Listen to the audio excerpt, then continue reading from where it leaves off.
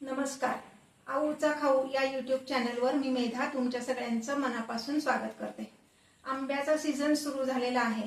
आंबा वापरून आपण बरेच पदार्थ करतो. त्यातलाच एक पदार्थ मी आज तुम्हाला दाखवणार आहे. तो म्हणजे आंबा घालून शिरा, म्हणजे आमरस वापरून शिरा.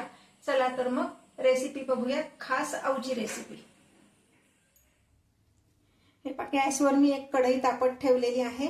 आता गॅसची फ्लेम स्लोच आहे. आता त्यामध्ये मी घालणार आहे 1 टेबलस्पून एवढं तूप.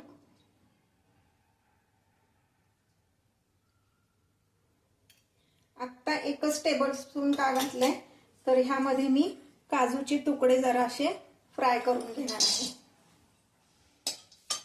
म्हणजे ते असे क्रंची झाले की छान लागतात म्हणून.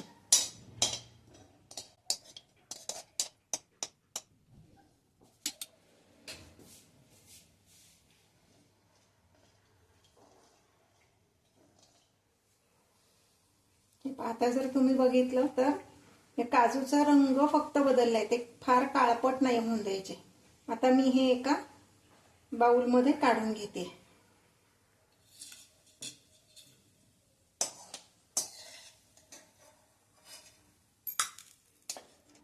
आता ह्यामध्ये मी 1 वाटी रवा घालणार आहे. जाड रवा घ्यायचा आहे.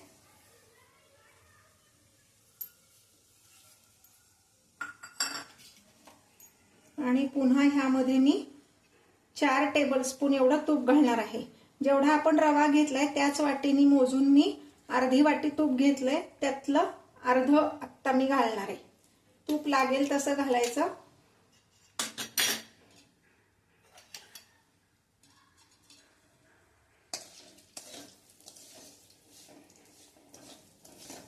आता पुन्हा गॅसची फ्लेम मी मीडियम ठेवलेली आहे.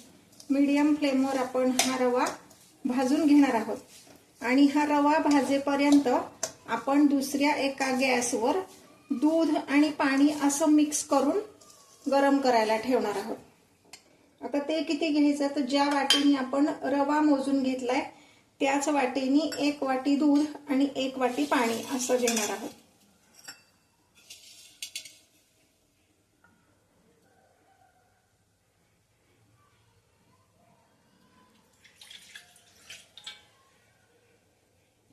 तुम्ही हवं तर पूर्ण दूध पण घेऊ शकता, पण बऱ्याचदा काय होतं, पूर्ण दूध घेतलं ना तर रवा फारसा फुलत नाही.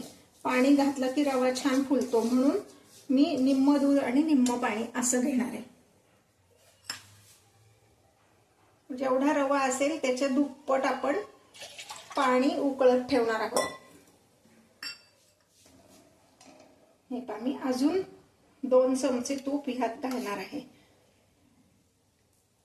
शिऱ्याला तूप व्यवस्थित घातलं ना की शिरा छान मऊ लुसलुशीत आणि खमंग होतो.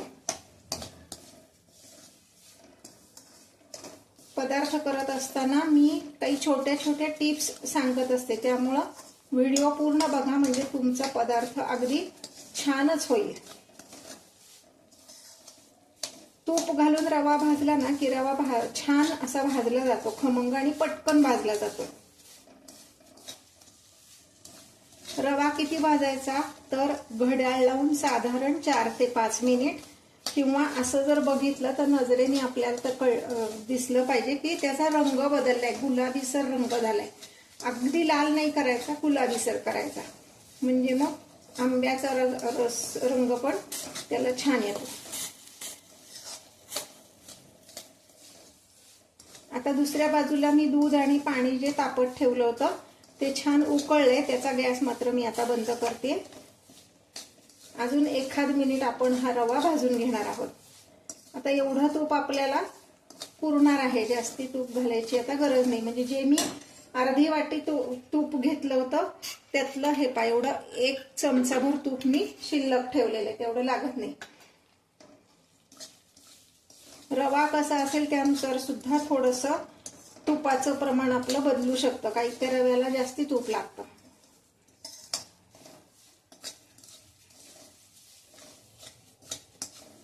शिरा करताना शक्यतो जाडच रवा घ्या, म्हणजे शिरा असं छान मऊ आणि मोकळा होतो. आपण जेव्हा रवा भाजतो की नाही तर आपल्या हाताला पण कळतं तो रवा हलका झालेला, म्हणजे आपण जे झाऱ्याने किंवा उलटण्याने हलवतो तेव्हा तो हलकेपणा आपल्याला जाणवतो. हे पाणी जर तुम्ही बघितलं तर सुरुवातीला जेव्हा मी तूप घातलं ह्यात तर रव्याने तूप सगळं शोषून घेतलं होतं. आता रवा व्यवस्थित भाजलेला आहे तर तो तूप सोडायला लागलेला आहे. असं जर पाहिलं तुम्ही तर लक्षात येईल, त्याच्यापासून तूप असं वेगळं व्हायला लागलेलं आहे. तर इतपत हा आपल्याला भाजायचा आहे. आता एक छोटी टीप सांगणार आहे ज्याच्यामुळे आपला शिरा अगदी छान चविष्ट होतो. तर आता आपण काय करणार आहे, ह्यात अगदी 1 पिंच एवढंच मीठ घालणार आहे. अगदी 1 पिंच एवढंच मीठ घालायचं, म्हणजे मग शिरा चवीला छान होतो.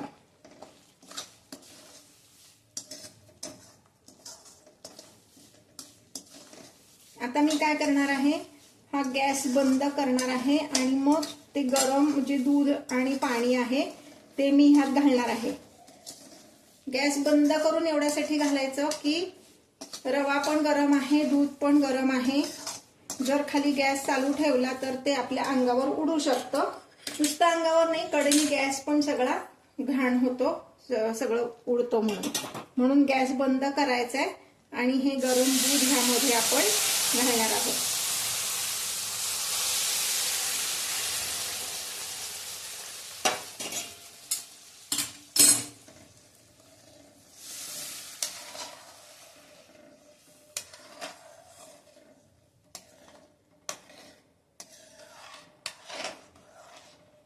आता मी ह्याच्यावर झाकण ठेवणार आहे आणि गॅस पुन्हा चालू करणार आहे. हे पहा, आता मी झाकण काढते. ह्याला छान वाफ आली आहे.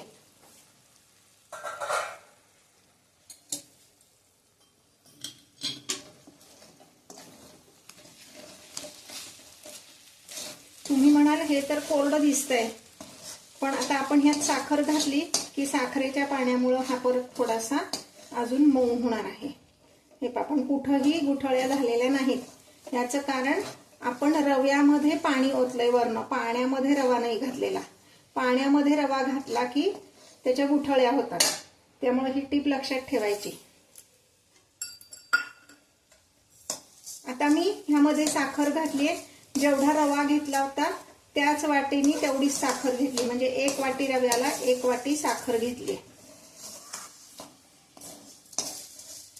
आणि आता ह्यामध्ये मी हा मँगो पल्प घालणार आहे 1 वाटी. ज्या वाटीने रवा घेतला होता त्याच वाटीने 1 वाटी हा मँगो पल्प, म्हणजे आंब्याचा रस काढायचा आणि तो थोडासा मिक्सर मधनं काढून आपण ह्यात घालणार आहोत, म्हणजे मग तो छान मिक्स होतो ह्यामध्ये.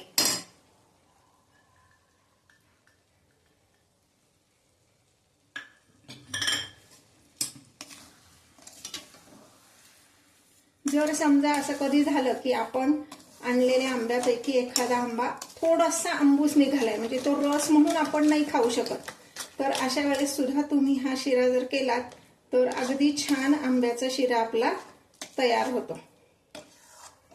आता आमरस घातल्यावर पण हा थोडासा आत्ता पातळ वाटतोय, पण तो थोडासा असा कोमट वगैरे झाला ना की छान घट्ट होतो. अजून एकदा आपण झाकण ठेवून ह्याला वाफ देणार आहोत.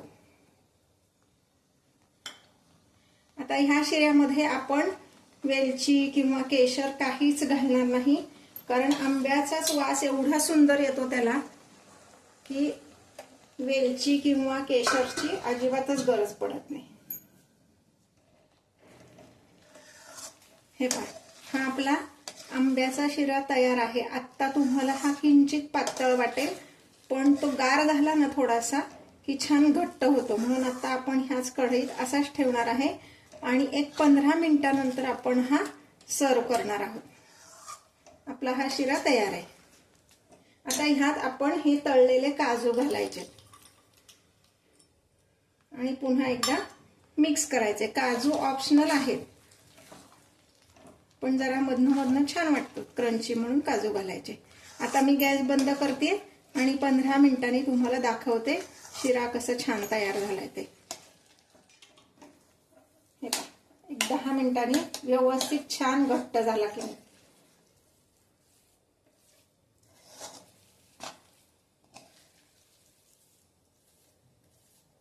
आता हा आपण सर्व करूया.